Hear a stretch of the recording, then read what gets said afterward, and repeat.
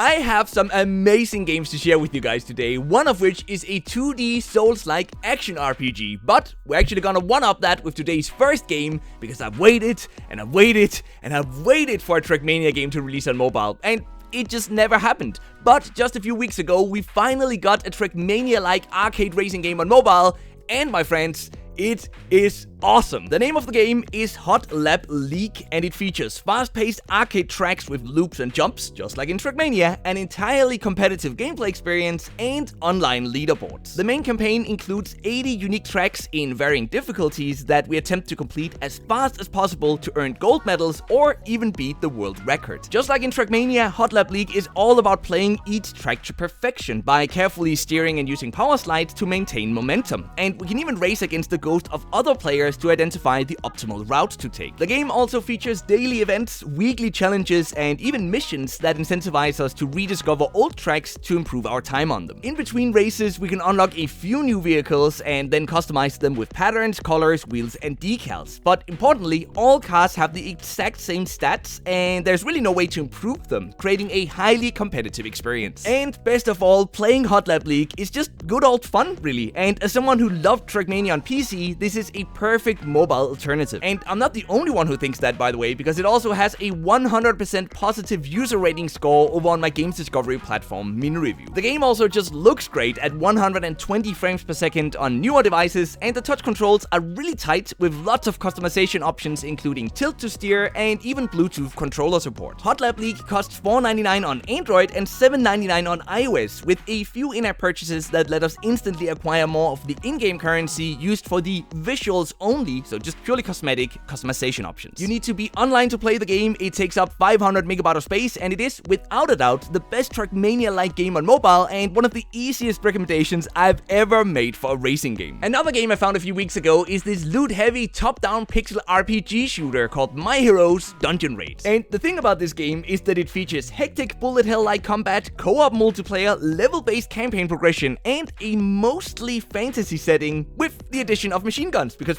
why not, I guess. After entering a level in this game, we move through multiple dungeon rooms to use our normal attack and special skills to defeat every enemy and the boss waiting at the end, all while avoiding the insane number of incoming attacks. When starting a new game, we also have 5 character classes to pick from, and then various game modes to move into, many of which provide scrolls used to level up and make our skills stronger. Now, the combat in My Heroes is very easy, and it quickly feels somewhat repetitive as well, but in many ways, My Heroes is a game all about the awesome loot and constant upgrading, so if you love that, you'll most likely enjoy this game. We customize which skills to use, which stats to upgrade, which gear to equip, which pets to use, and much more like that, and ultimately, that is what's gonna make the game fun for you. Another thing to note about My Heroes is that it has an almost endless supply of quests, events, missions, login rewards, and so on, which on one hand ensures that there's always something to do in the game, but on the other hand, it might be a turnoff for some players. My Heroes Dungeon Raid monetizes through gacha chests for new weapons, and then numerous other in-app purchases to make the game easier or acquire fancy-looking cosmetics. Entering rooms of a dungeon also costs stamina, which limits the daily maximum play session length to just about 10 normal dungeons, and this is easily the game's biggest downside. It requires online access, takes up 1.4 GB of space, and while it is definitely a very grindy game, its large amount of content and low difficulty make it an overall decent action RPG that I think many will enjoy at a casual level in short play sessions. Next up, as game number 3, is the awesome game I teased in the intro called Watcher Chronicles. This is a 2D Souls-like action RPG with over 20 challenging bosses, a large open world, and even same-device local co-op multiplayer. Combat in this game consists of using melee and ranged attacks to deal damage, while avoiding incoming hits by blocking at just the right time or dashing to become invulnerable for a split second. Something I found really interesting about the combat system, though, is that we need stamina to both block and perform combo attacks, and although it replenishes in just a few seconds, this ensures that we can't just mindlessly spam the attack button. And this is especially true during the difficult boss fights, where planning and learning the enemy's attack pattern is everything. Oh, and you better be prepared to die,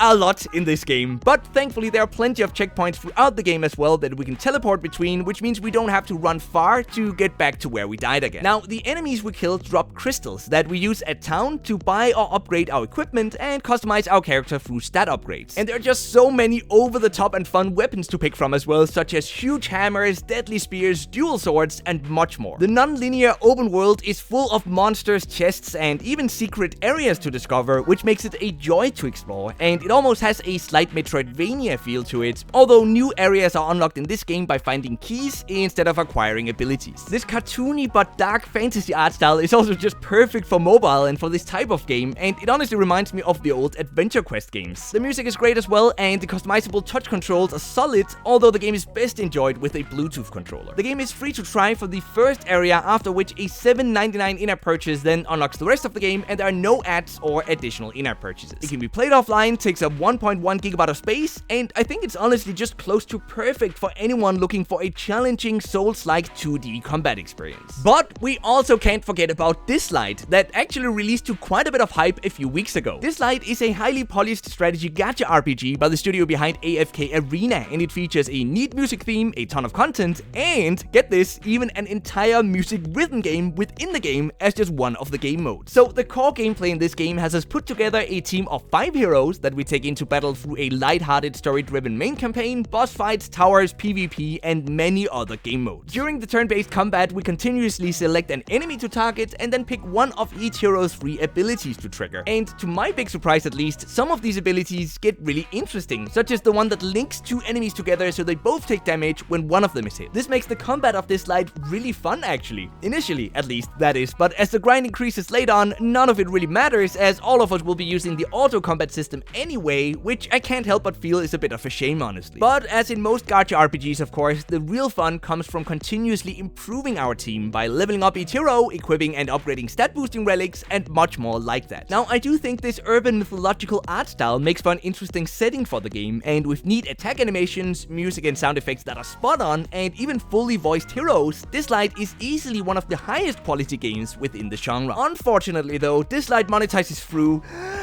an energy system, in-app purchases for more gold and gacha pools, a battle pass, and even subscriptions. This is arguably the game's biggest downside, and while we do receive a decent amount of resources as a free player, the gacha pool rates are very low in this game. The game requires online access, takes up 1.9 gigabyte of space, and despite the heavy monetization, which is really heavy by the way, do be warned, if you enjoy gacha RPGs, this is arguably one of the better ones to release recently in terms of the gameplay and strategic depth of the game, so if you can ignore the monetization, you might be able to have some fun with this game if you enjoy the genre, that is. My own favorite game this week is definitely Hot Lab League, but let me know what you think about today's games in the comment section down below, and let's see if you agree or disagree with me on that one. Also, check out Mean Review if you haven't already, and until next time, just keep gaming, stay awesome, and I'll see you guys around.